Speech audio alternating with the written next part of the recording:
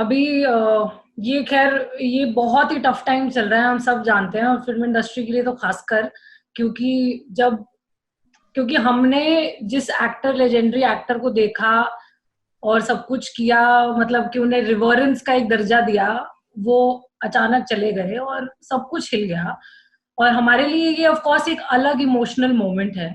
लेकिन जब हम एक को स्टार की तरफ बढ़े, जैसे आपकी तरफ, तो आपने एक को स्टार खोया है और एक ऐसा एक्टर खोया है जिसे आप एडमायर करते थे।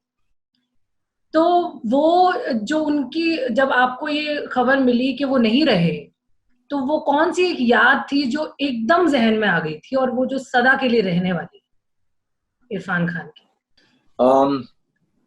चूंकि मैं उनके साथ काम कर चुका हूं तलवार में, और उससे पहले मेरे ख्याल से कुछ 20 साल पहले, मैं 1994 की बात कर रहा हूँ, 95 अंदाजन। उस वक्त मैंने उन्हें लाइव देखा था एक सेट पर, टेलीविजन सीरीज वो कर रहे थे। मैं नाम नहीं लेना चाहता हूँ, लेकिन उस वक्त मैंने उन्हें लाइव देखा। और लोगों से उस वक्त, मुझे अभी भी याद है, मैं पूछ रहा था कि ये बंदा है कौन, कमाल का एक्टर है। तो लोगों ने कहा इसका नाम इरफान है और ये नेशनल स्कूल ऑफ ड्रामा का है। तो उसी वक्त से पता नहीं क्यों सीक्रेटली मैंने अपने आप से भी कहा था, क्योंकि मैं भी उसी वक्त बंबई आया था थोड़ा और पहले, और मेरी भी एक इच्छा थी कि मैं एक अच्छा एक्टर बनूं। और जब ये मैंने इनको देखा तो मुझे लगा कि हाँ, ये एक कलाकार है। जिस तरह ये परफॉर्म करते हैं और जिस तरह इनका, उस वक्त तो लोग उनको जानते भी नहीं थे, वो जस्ट उनकी शुरुआत थी उस वक्त। तो उस वक्त जब मैंने उनको देखा था तब मुझे लगा था कि हाँ, ऐसा कलाकार होना चाहिए, ये लेवल होनी चाहिए। उसके बाद मुझे नहीं पता था कि 20-25 साल के बाद मैं उनके साथ एक दिन काम करूंगा, और हमारे इतने सीन्स नहीं थे। तो इसलिए दुख ये भी था कि एक इंसान को जो मैंने देखा था, जिसको इतने साल पहले, और कहां से कहां तक उन्होंने अपने आप को लाया। अब अगर तलवार की बात करें तो तब तक वो एक इंटरनेशनल फिगर बन चुके थे, एंड ओनली कंटेम्प्रेरी एक्टर, मेरे ख्याल से कंटेम्प्रेरी मैं कहूंगा। हमारे ओल्ड मास्टर्स तो हैं ही, नसीर साहब, ओमपुरी साहब वगैरह, लेकिन कंटेम्प्रेरी दौर में मैं कहूंगा Irfan was the greatest that India had, and the biggest face representing international acting. तो तब आपको वो लॉस बड़ा ही, आपको लगता है कि बाप रे, क्या खो दिया हमने।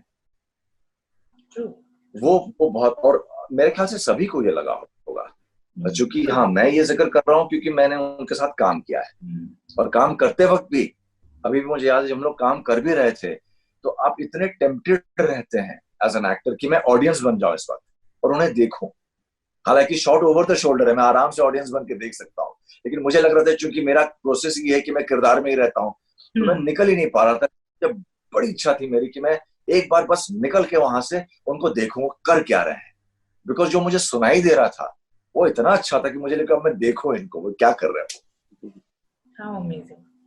और हम पढ़ रही थी जब मैं आपके बारे में, जब आपने इस बारे में जिक्र किया था, तो आपने कहा था कि एक मजाकिया बात भी हो गई थी कि आप कैरेक्टर से जैसे बोल रहे हैं कि निकल नहीं पाते हैं, तो उन्होंने कहा था अब तो निकल जाओ कैरेक्टर से। 2 टेक्स के बाद उन्होंने मुझसे कहा कि हो गया यार, अब निकल जाओ, हो गया, अब हंसो। लेकिन मैं वैसे ही गंभीर चेहरे के साथ वैसे ही बैठा था। मुझे लगा था शायद एक और टेक हो, तीसरा टेक हो, चौथा हो, जब तक डायरेक्टर कट ना कहे या ओके ना कहे हम आगे नहीं बढ़ सकते। तो मैं वैसे ही बैठा रहा। तो उन्होंने मेघना से कहा भी, अरे यार ये तो बिल्कुल बड़ा सीरियस हो गया। तब मेघना ने आके कहा कि हाँ नीरज सर, इट्स ओके।